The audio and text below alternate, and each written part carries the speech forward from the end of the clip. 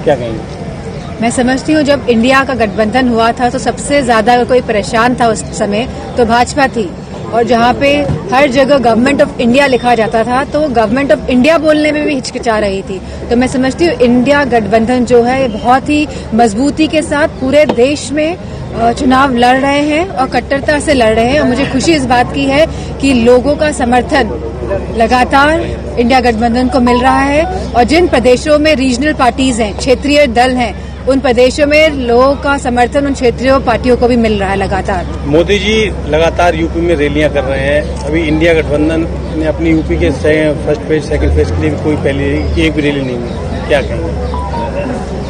Hinduism में बहुत बड़ी कहावत है कि प्राण जाए मगर वचन न जाए, और जहां भाजपा की सरकार आई थी और उन्होंने कहा था कि सबसे पहले 14 लाख रुपए लोगों के अकाउंट में पहुंचेंगे, बात यहां से शुरू करते हैं। उसके बाद कहा था कि 2 करोड़ लोगों की नौकरियां लगेंगी युवाओं की हर प्रति वर्ष।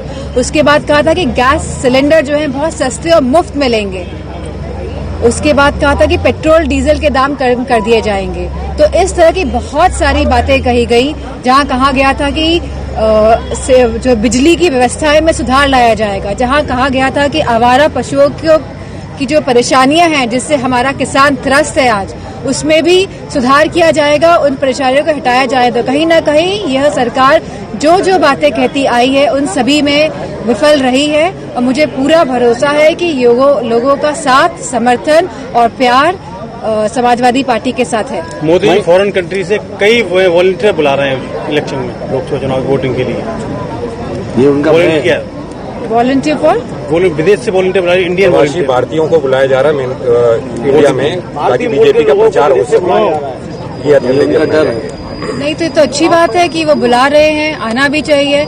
तो मैं, क्योंकि आपने बात उठाई है, तो मैं मैनपुरी क्षेत्र के सभी लोगों को कहूंगी जो भी बाहर है वो वापस आए और बढ़ चढ़ के इस चुनाव में हिस्सा ले और वोट करें। मैडम, थोड़ी हो रहा है कि वॉलंटियर इस बार बुलाए, उससे पहले बुलाया सकते, इस बार ही क्यों बुलाया जा रहा है? खलबली मची हुई है शासन को कि कहीं न कहीं लोगों के जनाधार में उनको घटता हुआ दिखाई दे रहा है, क्योंकि लोग खुश नहीं हैं, क्योंकि लोग समझ रहे हैं कि इनकी करनी और कथनी में बहुत फर्क है, और इनकी जो नीतियां हैं वो लोगों को कहीं ना कहीं पिछाड़ रही हैं। मैडम, मैं विरासत के तौर पे लोकसभा सीट जो है वो आपकी जिम्मेदारी है, और आप यहाँ पे प्रत्याशी भी समाजवादी पार्टी की साइड से।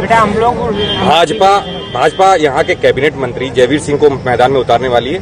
मेरा सवाल ये है कि जिस तरह से आप लगातार आरोप लगाते रहे, पार्टी आरोप लगाती रही, इंस्टीट्यूशन का दुरुपयोग होता रहा है, इस बार भी अगर कैबिनेट मंत्री जो अभी सरकार में है, कैबिनेट मंत्री वो प्रत्याशी हो रहे हैं, तो ऐसे में इंस्टीट्यूशन का दुरुपयोग होगा, आप किस तरह से लड़ेंगे चुनाव?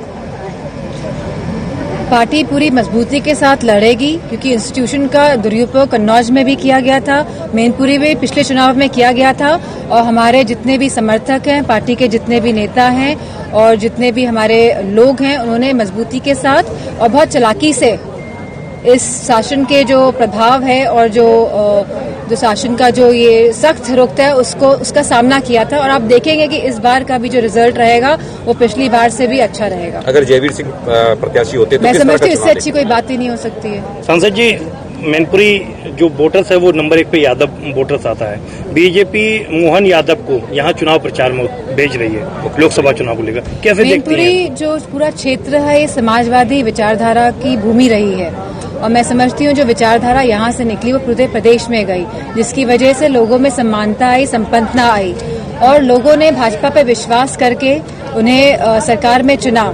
लेकिन जिन बातों के साथ चुना गया भाजपा को, उन सभी बातों में वो नाकामयाब कहीं ना कहीं साबित हुई है, और लोग त्रस्त हैं, परेशान हैं। और मैं समझती हूँ कि पूरा साथ समर्थन समाजवादियों को यहाँ की जनता का मिलेगा। चलिए, ठीक है, थैंक यू।